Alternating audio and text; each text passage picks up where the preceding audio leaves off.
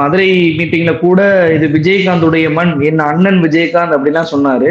இப்போ தன்னுடைய கூட்டணி வரவில்லை என்றவுடன் அவங்க கொள்ளையடிச்ச காசுல ஒரு பங்கை வாங்கிக்கிட்டு கூட்டணிக்கு போயிட்டாங்க அப்படின்ற மாதிரி ஒரு விமர்சனத்தை தேமுதிக மீது வைத்திருக்கிறாரு. அதை எப்படி புரிஞ்சுக்குவது?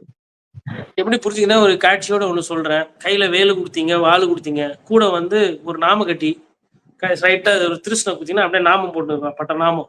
கூட்டணிக்கு யாருமே வரல, தான் உண்மை. உடனே கோவப்பட்டவர் என்ன பண்ணிட்டாரு, என் கூட யாரும் வரலன்னா கல்லாப்பட்டி கூட்டணின்ட்டாரு. எங்களுக்கு எல்லாம் தெரியும் கல்லாப்பட்டி கூட்டணி ரொம்ப நாளா தமிழ்நாட்டுல இருக்குது, உங்களுக்கு தெரியுமான்றதான் கேள்வி. ஏன் உங்களை நம்பி யாரும் வரல அதை சொல்லி, அதாவது பத்திரிகையாளர் சந்திப்பு பத்தி அவருக்கு தெரிஞ்சிருக்கு. ஆனா அவரு பத்திரிகையாளர் எப்ப சந்திப்புன்னு சொல்ல மாட்டாரு. ஊழல் பத்தி பேசுவாரு, ஆனா அது உள்ள ஃபுல்லா ரெக்கார்ட்ஸ் பேச மாட்டாரு. கருப்பு ஊழல் பணத்தை பத்தி, கருப்பு பணத்தை பத்தி பேசுவாரு. ஆனா அவரு புலி படத்துக்கு வாங்கினது பணத்தை கட்டுவாரா கட்டப்பல்லையா, இல்ல ஹைகோர்ட்டுக்கு அப்பீல் போறாரா என்ன, அதை பத்தி சொல்ல மாட்டாரு. கூட்டணியை பத்தி பேசுவாரு. கல்லாப்பட்டி கூட்டணி கொள்ளையடிச்ச காசுல கூட்டணி வைக்கிறாங்கன்னா, நீங்க தான் கொள்ளையடிக்கலையே, நீங்க நல்லவர் தானே, உங்களை நம்பி ஏன் யாரும் கூட்டணி வரல, ஏன் அம்பலப்படுத்த மாட்டேன்றீங்க, ஏன் வெளிப்படையா பேச மாட்டேன்றீங்க சொல்லுங்க. செங்கோட்டையன் சொல்றாரு தேசிய கட்சிகள்லாம் எங்க கூட வரத்துக்கு இருக்கு. செங்கோட்டையன் சொல்றாரு இன்னும் அதிமுக இருந்து நிறைய பேர் வந்து சாரை சேரையாக வந்து சேரத்துக்கு இருக்கிறாங்க. அதே அவர் செங்கோட்டையன் சொன்னாரு எங்க கிட்ட நிறைய கட்சிகள் பேசிட்டு இருக்கு. ஏன் சார் வெளிப்படையா நீங்க சொல்ல வேண்டியதானே? குறைந்தபட்சம் டிடி தினகரன் அவர்களுக்கு இருக்கிற நேர்மையாச்சு இருக்கா உங்களுக்கு? அரசியல்வாதிகள் எல்லாம் சொல்றீங்களா? இல்ல குறைந்தபட்சம் கூட்டணி ஏன் வச்சோம், எதுக்கு வைக்கிற, என்ன ஏதுன்னு பிரேமலதா விஜயகாந்த் இன்னைக்கு சொல்றாங்க. நீங்க பேச வேண்டியதானே, ஏன் பேச மாட்டேன்றீங்க? சரி, உங்களோட ஃப்ரெண்ட்ஸ் மாணிக்க தாக்கூர், பிரவீன் சக்கரவர்த்தி இப்ப என்ன பண்றாங்க, அதையாச்சும் சொல்லலாம்ல கோவத்துல. தொலைநோக்கு பார்வையில இன்னைக்கு காங்கிரஸ் போனாலும் பரவாயில்ல, நாளைக்கு திருப்பி மாணிக்கம் தாக்கூருக்கும் பிரவீன் சக்கரவர்த்தியோட நட்பு பாராட்டலாம். போன் போட்டு கொடுத்தா ராகுல் காந்தி கிட்ட கே ஜி ஜி ஜி அப்படின்னு பேசினான்னு மனசுல இருக்குது. வெளிப்படையா ஒச்சு விட வேண்டியதான். நீங்க தான் எல்லாமே தூய்மையானவராச்சே, வெளிப்படையா பேசுங்க. ஏன் இன்னைக்கு மத்த கட்சியை பத்தி எதுவுமே பேசல, வெறும் திமுக ஒண்டி பேசுனீங்களே, திமுக கூட கூட்டணி வச்சிருக்கிறாங்கல்ல அவங்கள பத்தி எல்லாம் ஏன் பேசல? கொள்ளையடிக்கிற காசுல போறாங்கன்றீங்க, ஏன் பேசல?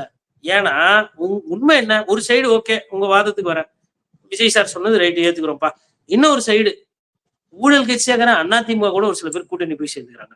அவங்கள பத்தியாச்சும் எதனா ஒரு 2 வார்த்தை பேசியிருக்கலாம்ல. அன்புமணி ராமதாஸுக்கும் ஐயா ராமதாஸுக்கும் அவ்வளோ பஞ்சாயத்து ஓடுது. வேலூர்ல பாட்டாளி மக்கள் கட்சிக்கு ஓட்டு இருக்குது. அங்க வெயில்ல உட்காந்து இருக்கீங்க, அங்க எதனா ஒரு 2 வார்த்தை, ஒரு கட்சி ஒண்ணு. அரசியல்னா இதெல்லாம் தான் அரசியல். அப்புறம் அண்ணன் நாம் தமிழ் சீமானை பத்தி கண்டுக்கிறதே கிடையாது. நீங்க கண்டுக்காம ஓடுவீங்க, ஆனா அவங்க உங்களை ரொம்ப கண்டுக்குவாங்க. பிரச்சனையே அதுதான். அவங்களதான் மாநாடு போட்டாங்க சார் திருச்சியில, வீடியோஸ் போய் பாருங்க. கூட்டம், நிறைய கூட்டம், யாரும் தாவுல, யாரும் வந்து தொங்குல. காவல்துறை முன்னாடி யாரும் வந்து 50 பைக்ல வந்து அண்ணன் சீமான் போகும்போது ஹெல்மெட் போடாம, அந்த ஒரு படத்துல வந்து இவரு போவாரு, நான் தான் புலிக்குட்டி தம்பி பூனைக்குட்டி அப்படின்னு சொல்லிட்டு இப்படி இப்படி முடியெல்லாம் வச்சுக்கிட்டு போவாங்க. அப்போ கவுண்டமணி ஐயா தான் இருப்பாரு, லட்டியை வச்சுன்னு பொழந்துருவேன் தூக்கி ஜெயில போட்டோன்னா செந்தில் வந்து ஊன்னு கத்தின்னு வருவாரு. அப்புறம் வந்து யாராவது என் தம்பியை போட்டது உள்ள ஜெயில, நான் தான் அப்படின்னு ஒருத்தர் வருவாங்க, மண்டையில கை வச்சா குத்திரும். அந்த மாதிரி இன்னைக்கு ஒருவர், நீங்க வேணா நான் சொல்றத போய் பாருங்க. நான் இன்னைக்கு காலைல 2 மணி நேரமா இந்த இதுதான் பாத்துக்கிட்டு இருந்தேன் உட்காந்துட்டு. நான் நேர்ல போவேன், எனக்கு பயம், நான் கரூர்ல பாத்துட்டேன், இனிமேல் நான் நேர்ல போக மாட்டேன். அதனால பார்க்கும்போது இதுதான் நடந்தது. அதனால தயவு செய்து, ஆனா ஒரு விஷயம் நன்றி, கடைசியா முடிக்கும் போது ஒரு கோரிக்கை வைத்தாரு, தயவு செய்து என்னை பின்தொடர்ந்து யாரும் வரக்கூடாது, அது வேண்டாம் அப்படின்னு சொன்னாரு. இதை முன்னாடியே பண்ணியிருக்கணும், அதையும் நம்ம சொல்லியிருந்தோம். அதை தாயுள்ளத்தோட அதை கேட்டு கோரிக்கை வச்சிருக்காரு. இப்ப எனக்கு ஒரு பத்திரிகையாளரா, ஒரு சட்டம் படித்தவனா, சட்டத்தை மதிக்கக்கூடியவனா எனக்கு ஒரு கோரிக்கை காவல்துறை கிட்ட, அன்பார்ந்த கோரிக்கை. இனிமேல்ட்டு இந்த மாதிரி பைக்ல யாருன்னா எத்தனை 3 பேரு 4 பேர் எல்லாம் போனா, நாங்க போனா எங்களை பிடிக்கிறீங்களா? குழந்தைய வச்சுன்னு போனாவே ஹெல்மெட் ஏன் போடல அப்படின்னு குழந்தைக்கு ஹெல்மெட் வாங்கி கொடுக்க சொல்லி அவேர்னஸ் எல்லாம் பண்ண தருதா மெட்ராஸ்ல, ஊர்ல எல்லாம்? வேலூர்ல ஏன் அதை பண்ணல? ஏன் நீங்க வந்து ஒவ்வொரு வாட்டியும் இந்த மாதிரி பைக்ல வந்துட்டு ஹெல்மெட் இல்லாம போறாங்க, ஹைவேல மாத்திட்டு போறாங்க அப்படின்னா, நீங்க sir endangering public safety motor vehicles ஆக்ட்ல அது தப்பு, அது குற்றம். ஏதோ ஒரு 5 வண்டியோ இல்லை ஒரு 10 வண்டி மேல கேஸ் போட்டுருந்தா சிக்னல்ல அப்படி தாண்டி நின்னா ஃபைன் வருது ட்ரெயின். இதெல்லாம் என்ன வேலை? ஏன்னா அவர் தான் சொல்றாரு பழி வாங்குறாங்க, பர்மிஷன் கொடுக்கறல பழி வாங்குறாங்க பர்மிஷன். இப்ப நான் சொல்றேன், சட்டத்தை இந்த மாதிரி மீறும் போது இல்ல இந்த மாதிரி பண்ணும்போது எங்க இருந்து வந்தது தைரியம்?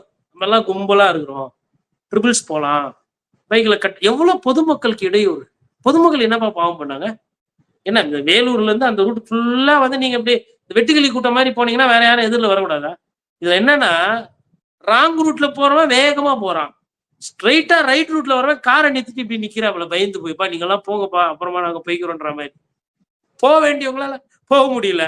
ஆனா தப்பா போறவங்க வேகமா போறீங்க. இது என்ன இது? இது இது யதார்த்தமா இல்லையா?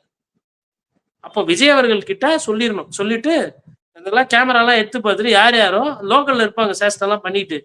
ஹெல்மெட் இல்லாம ட்ரிபிள்ஸ் போனா, அதே மாரி வண்டிய பின்தொடர்ந்து போக்குவரத்துக்கு நெரிசல் இதெல்லாம் பண்ணா வந்து அவங்க மீது வந்து ஃபைன் போடணும்.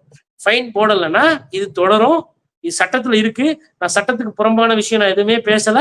சட்டப்படி நடக்கணும். ஃபர்ஸ்ட்ல இருந்து நான் காவல்துறை மீது வைக்கிற விமர்சனம் விஜய் அவர்கள் விஷயத்துல மேல இருந்து கீழ வரலும்.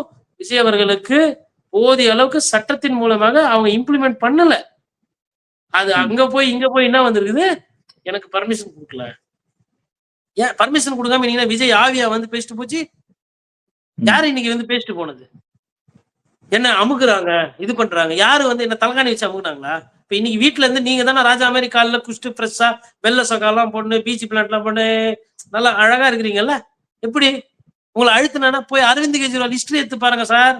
அழுத்துறதுன்னா என்னன்னு தெரியும். பிஜேபி உங்கள இன்னும் தொட கூட இல்ல.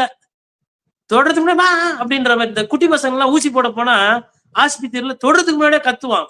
வெளியில இருக்கிறவங்க என்ன நினைப்பாங்க? ஐயோ குழந்தைய பாவம் ரொம்ப கஷ்டப்படுத்துறாங்க போலதுன்னு அந்த மாதிரி நினைப்பாங்க. அப்படி இருக்குது இவரு பண்றது. ஏன்னா என் மேல பழிய போடுறீங்க, எனக்கு அழுத்தம் கொடுக்குறீங்க. அப்புறம் இப்பதான் கொஞ்சம் கொஞ்சமா சொல்றாங்க பிஜேபி அழுத்தம் கொடுக்குதான். இது பிஜேபின்னு அழுத்தம் கொடுக்கவே ஆரம்பிக்கல. இனிமேல்ட்டு நீங்க பேசுனீங்கன்னா அழுத்தம் கொடுப்பாங்க. அவங்க அழுத்தம் கொடுக்க கூடாதுன்னு தான் நீங்க பேச மாட்டேன்றீங்க. கொள்கை எதிரியை பத்தி வார்த்தை கிடையாது. அதிமுகவை பத்தி விமர்சனம் கிடையாது. நாம் தமிழர் கட்சி பத்தி பேசுவது கிடையாது. ஒன்னே ஒண்ணுதான். ஒண்ணு திமுக, ஒண்ணு தாவேக. ஒண்ணு தாவேக, ஒண்ணு திமுக. எல்லா கட்சியும் குறைத்து மதிப்பிடுறீங்க. நான் சொல்றேன், அரசியல்ல குறைத்து மதிப்பிடுவது என்பது மிகப்பெரிய தவறு. அந்த தவறா விஜய் அடிக்கடி பண்றாரு. அதற்கு உண்டான கூலியை அந்தந்த கட்சி தொண்டர்கள் பாத்துக்கிடுவாங்க. நிகழ்ச்சியை கலந்து கொண்டு பல்வேறு தொழில் நிலையிட்டு பெருந்துட்டீங்க. ரொம்ப நன்றி சார். நன்றி.